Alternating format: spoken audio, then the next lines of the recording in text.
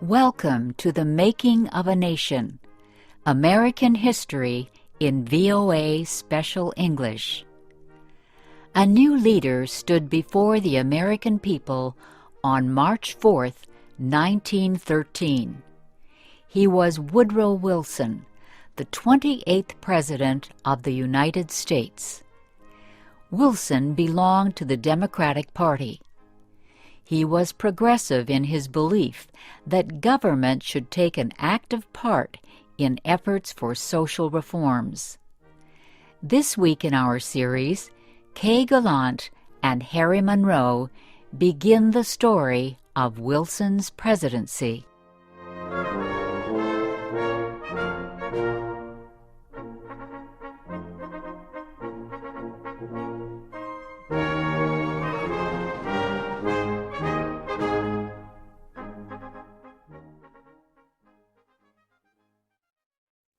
Woodrow Wilson had spent most of his life at Princeton University.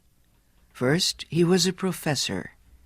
Then he was university president.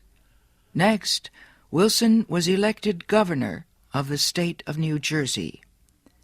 His early success as governor made him a leading candidate for the Democratic presidential nomination in 1912. Wilson traveled widely around the country during the campaign. He made speeches to many groups. He tried to make himself and his ideas known to as many Americans as possible. Wilson called his program the New Freedom. One of his campaign promises was to fight for better conditions for America's small business owners. Such proposals helped him win the Democratic nomination for president. Then he defeated President William Howard Taft and former President Theodore Roosevelt in the election. Woodrow Wilson, the former president of a university, had become the president of a nation. The largest crowd in Washington, D.C.'s history welcomed Wilson outside the Capitol building on the day of his inauguration. He called on the American people to join him in making the country a better place. "Our duty," Wilson said, "is to correct the evil without hurting the good. I call all honest men, all patriotic, all forward-looking men to my side."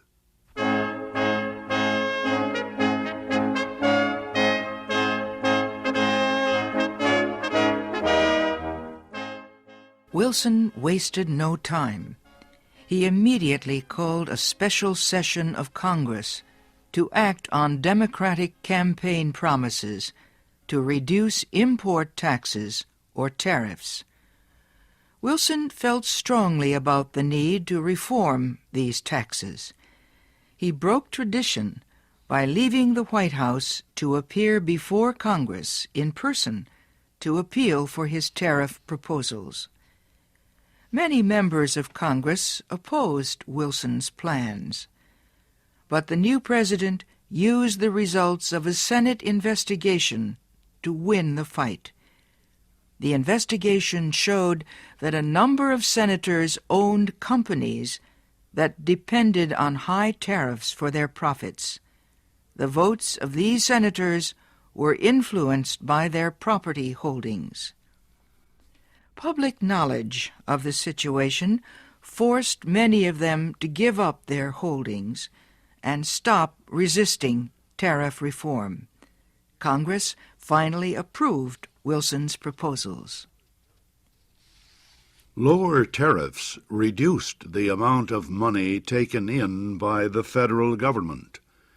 So the Senate also approved a tax on income or earnings. A constitutional amendment had been passed earlier to permit such a tax.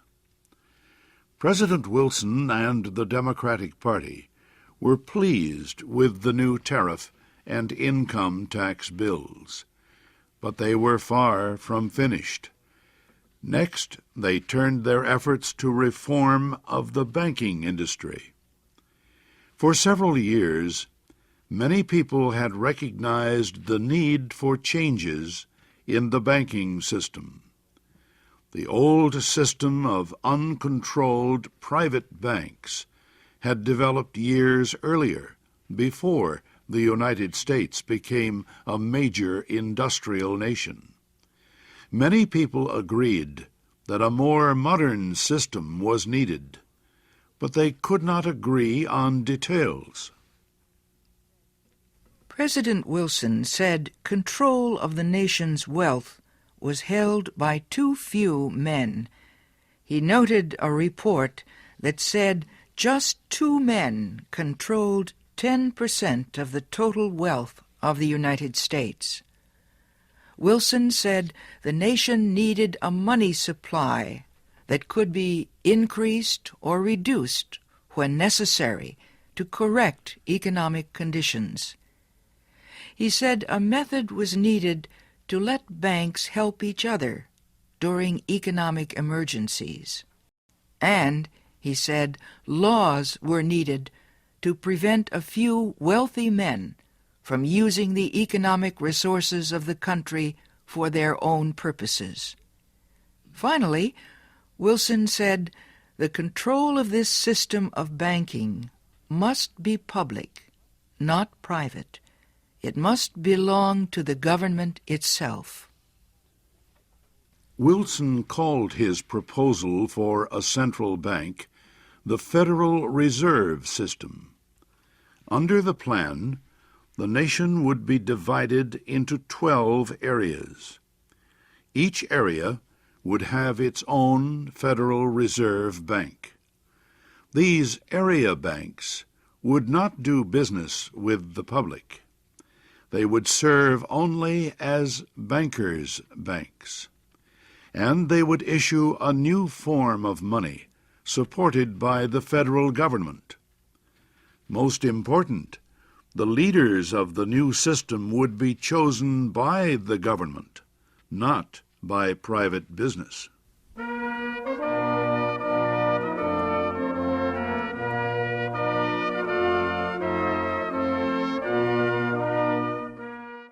Bankers, business leaders, and their representatives in Congress sharply criticized President Wilson's proposals. They said government control of the banking system was socialism, not capitalism. But Wilson refused to change his proposals, and he helped to lead the fight to make them law. Finally, Congress agreed. It did not take long for bankers to discover that the new system was much better than the old one. Today, the Federal Reserve System is one of the most important institutions in the United States. For Woodrow Wilson, the fight over the banking system was yet another political success. He had won major reforms in the nation's tariffs, taxes, and banking systems. Now he told Congress that new legislation was needed to control the power of monopolies and trusts. These were the giant companies and business alliances that controlled complete industries. Wilson proposed a new antitrust law to control the actions of large companies. His supporters in Congress wrote a bill that listed a number of business activities that no longer would be permitted. For example, no longer could a company